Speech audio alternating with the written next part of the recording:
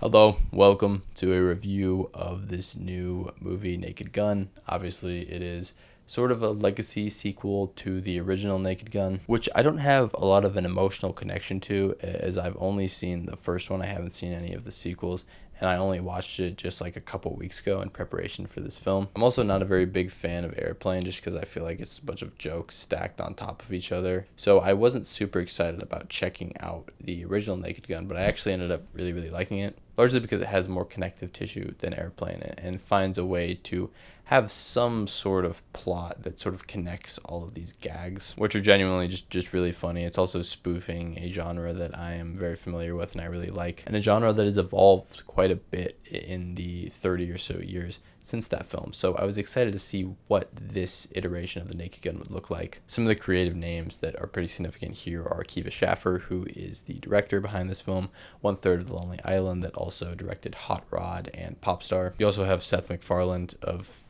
Family Guy fame. Obviously, everyone kind of knows Seth MacFarlane at this point.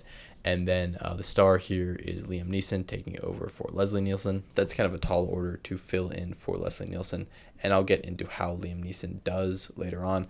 But I want to briefly talk about the style of comedy within this film. I'm not entirely sure how to review a comedy movie, and I hope that this doesn't deteriorate into me just saying I thought this was funny. So I wanted to talk about specifically what type of humor is in here, and I think what stands out to me is the variety of jokes in this film. There's a lot of slapstick, a lot of puns, a lot of wordplay, a lot of sight gags, a lot of pop cultural references, and the occasional cameo and callback or reference to the original Naked Gun as well. There's a lot of variety to the style of comedy, and it's also incredibly efficient. There are so many jokes in this movie, probably like one every 20 to 30 seconds. And this film is also only 85 minutes. It gets in, gets out, and is trying to be as funny as possible throughout.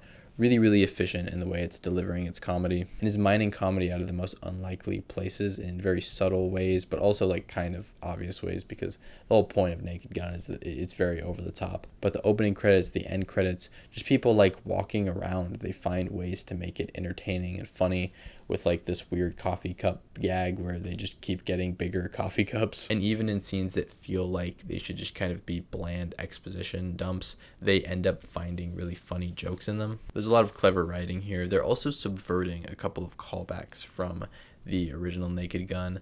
There's obviously a pretty funny OJ joke in this film, but one that really stuck out to me was a scene where Liam Neeson literally says a line verbatim that Leslie Nielsen says in the original. He says something like, maybe this will jog your memory. And the whole gag is that he essentially bribes the eyewitness, and then the eyewitness wants to find out more about the case, so he like gives the money back. And whenever Neeson said this, I kind of groaned, and I was like, oh man, they're just kind of gonna repeat the exact same joke. But then they immediately subvert it by doing this entirely new and equally absurd gag where Neeson slams the guy's head on the bar over and over again, and every time he comes back up, he has a different face. A lot of really absurd jokes like that. This movie really commits to the bit as well. Liam Neeson is incredible in this film, as well as Pamela Anderson, both of whom are playing it so straight. They never crack. They never feel like they're trying to get a laugh out of you, but obviously they get one out of you anyways. And it's so important that they play it straight, because that's kind of the whole point, is it's spoofing a genre, but it seems like the people within this absurd world don't even know it's a spoof. I would argue this is less of a police or a crime spoof and more of like a Mission Impossible spoof. There are a couple scenes that are literally like direct, straight references of the Mission Impossible franchise, and those are the perfect movies to make fun of because they take themselves so seriously, and Tom Cruise is always playing everything so straight and just being so stern, and Neeson does essentially the exact same thing, which is also playing into his own movie star persona that he's crafted over the years with his crime films and stuff like Taken. And I just love that he's game to just make fun of his own persona and make fun of these films and just really go for it. So many jokes that like go the extra mile. There's a specifically strange gag with a snowman that lasts way longer than I thought it would, and just is so much funnier for it. But on the flip side, this movie is also, like I said, quite efficient and never really repeats itself. There's very few moments where they run a joke into the ground, which is something that happens quite often in a lot of modern comedies. You can tell the writers know when they struck gold with the way that they time the comedy and the way that Neeson performs it. But at the same time, when they hit that comedy gold, they just move on to another gag almost immediately after. And usually that joke is equally as funny funny. There's also always like 3 different bits going on at any given moment. And the supporting cast is doing a great job here alongside Neeson. I mentioned Pamela Anderson, who's pretty funny in this movie. I also really like what Paul Walter Hauser is doing, and specifically Danny Houston, who is playing the villain and has a really, really funny scene near the third act. And I want to mention the third act briefly because I think it stands out in the grander scheme of modern comedies, which typically are trying to be something more than just funny. They're trying to have some dramatic heft to them, and this movie is not trying to do that whatsoever. Typically, these films that are trying to be a bit more dramatic have a third act that kind of drops a lot of the jokes. And this movie, if anything, really just doubles down on the zaniness. It's not taking its conclusion seriously at all. And that's really the point I'm trying to have come across here in this review, is that this movie just does not care and is just trying to do anything and everything to make the viewer laugh. And more often than not, it succeeds. I think any movie with this many jokes that are being delivered this quickly are bound to have a few that fall flat.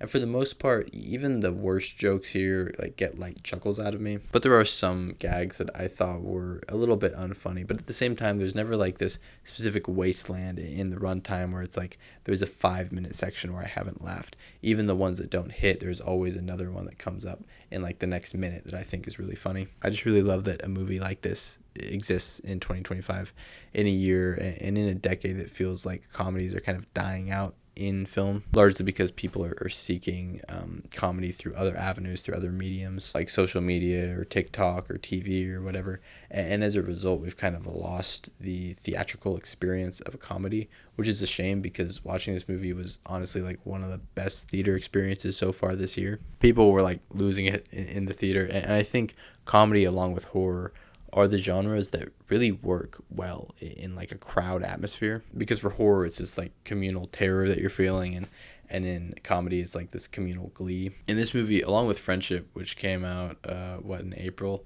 are great examples of why comedies are great and why comedies should continue to be made. Again, a few jokes that maybe don't hit all that well, but I still think a really impressive movie that is incredibly funny. And if you like the original Naked Gun, you're going to really love this. I would give this a 3.5 out of 5. And if you're interested in this film, definitely go see it in the theater because it's a really fun time.